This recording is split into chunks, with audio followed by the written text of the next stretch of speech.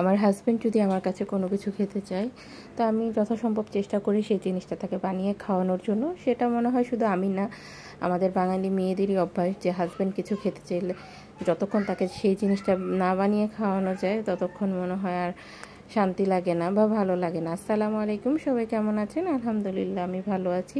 তো ওই দিন আমার হাজব্যান্ড খেতে চেয়েছিল কলিজা ভুনা আর সাথে হচ্ছে ভুনা খিচুড়ি। তো এই ভিডিওটা আমার কয়েকদিন আগের, মানে আমি অসুস্থ হওয়ার আগের ভিডিও। তো যেদিন আমি খিচুড়িটা বানিয়েছি তার পরের দিন থেকে আমার খুব জ্বর, তো ভিডিওটা এতদিন এডিট করা হচ্ছিল না, তাই আজকে ভিডিওটা এডিট করলাম। তো এখানে আমি কলিজাটা ভুনা করার জন্য একটা ফ্রাই প্যান চুলার মধ্যে দিয়ে তাতে পরিমাণ মতো তেল দিয়ে আস্ত মশলা দিয়ে তারপরে এখানে পেঁয়াজ কুচিগুলো দিয়ে দিয়েছি। আর যে কোনো মাংস রান্নায় আমি একটু পেঁয়াজটা বেশি দিই, কারণ আমার কাছে পেঁয়াজটা বেশি দিলে ভাল লাগে, তার মনে হয় যে ঝোলটা একটু ঘন হয়। আর গ্রেভিটা যদি ঘন হয় তখন কিন্তু খেতে ভালো লাগে। তো সবসময় যে কোনো মাংস রান্নায় আমি একটু পেঁয়াজটা বেশি করে দিই। এদিকে আমি পেঁয়াজগুলোকে একটু ভালোভাবে ভেজে নিচ্ছিলাম। পেঁয়াজগুলোকে ভেজে নিয়ে তারপরে আমি মাংস রান্নার যত মশলা আছে সব কিছু পেঁয়াজের মধ্যে দিয়ে মশলাটাকে ভালোভাবে কষিয়ে নিয়েছি। কষিয়ে নেওয়ার পরে এখানে আমি কলিজাগুলোকে দিয়ে দিয়েছি। কলিজাগুলো দিয়ে আবার কিছুক্ষণ কষিয়ে নিব, তারপর পরিমাণ মতো ঝোল দিয়ে আমি কলিজাটাকে রান্না করে নিব।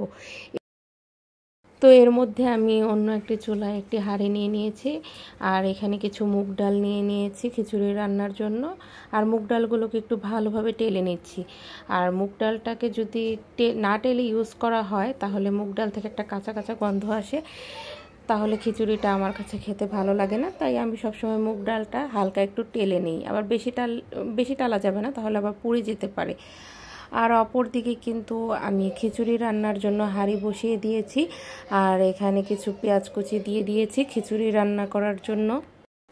এখানে আমি কিছু আস্ত মশলাও দিয়ে দিয়েছিলাম। তারপর এখানে যে চাল আর ডাল ধুয়ে রেখেছিলাম সেগুলোকে এখানে দিয়ে দিচ্ছি। এগুলোকে একটু ভালোভাবে ভেজে নিব। আর এখানে কিন্তু আমি দু ধরনের ডাল ইউজ করেছি। আমার আবার ভুনা খিচুড়িতে দু ধরনের ডাল ইউজ করলে বেশি ভালো লাগে, মানে মসুর ডাল আর মুগ ডাল দুটোই ইউজ করেছি। আর এখানে চাল আর ডালগুলোকে একটু ভালোভাবে ভেজে নিব। আসলে চাল আর ডালটাকে যত ভালো করে ভেজে নেওয়া হয় খিচুড়িটা খেতে কিন্তু ততই ঝরঝরে হয় আর মজা হয়।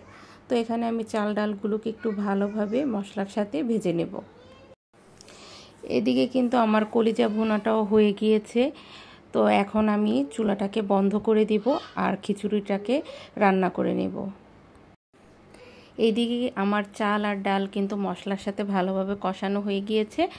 তো আমি এখানে পরিমাণ মতো গরম পানি দিয়ে দিয়েছি। গরম পানিটা আমি আগেই করে রেখেছিলাম, এখন এটাকে আমি দিয়ে দিয়েছি।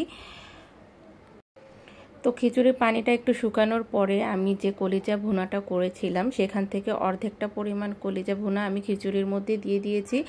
এভাবে করে কলিজা ভুনাটা দেওয়াতে কিন্তু খিচুড়িটা অনেক বেশি মজা হয়েছিল। আর আমার হাজব্যান্ড এইভাবেই খেতে চেয়েছিল, তার জন্য আমি কলিজা ভুনা অর্ধেকটা এখানে দিয়ে দিলাম আর বাকি অর্ধেকটা রেখে দিয়েছি খিচুড়ির সাথে খাওয়ার জন্য। এভাবে করে রান্না করাতে কিন্তু খিচুড়িটা খেতে অনেক বেশি মজা হয়েছিল। তারপর আমি খিচুড়ির উপর থেকে কয়েকটা কাঁচামরিচ আর একটু ঘি দিয়ে দিয়েছি। আসলে ঘিটা আমি পোলাও, বিরিয়ানি বা খিচুড়িতে ইউজ করি, না ইউজ করলে আমার কাছে মনে হয় যে খিচুড়িটা মনে অসম্পূর্ণ রয়ে গিয়েছে। তারপর কিন্তু আমি খিচুড়িটাকে কিছুক্ষণ দমে রেখে দিয়েছিলাম। আর এই তো আমার খিচুড়িটার ফাইনাল লুক। আমার হাজব্যান্ড কিন্তু খেয়ে বলেছে যে খুব বেশি মজা হয়েছে। আসলেই কিন্তু খিচুড়িটা আর কলিজা ভুনাটা খেতে কিন্তু অসাধারণ ছিল, খেতে কিন্তু খুব বেশি মজা হয়েছিল। আপনারাও বাসায় এভাবে ট্রাই করে দেখতে পারেন, ইনশাল্লাহ খেতে ভালো হবে।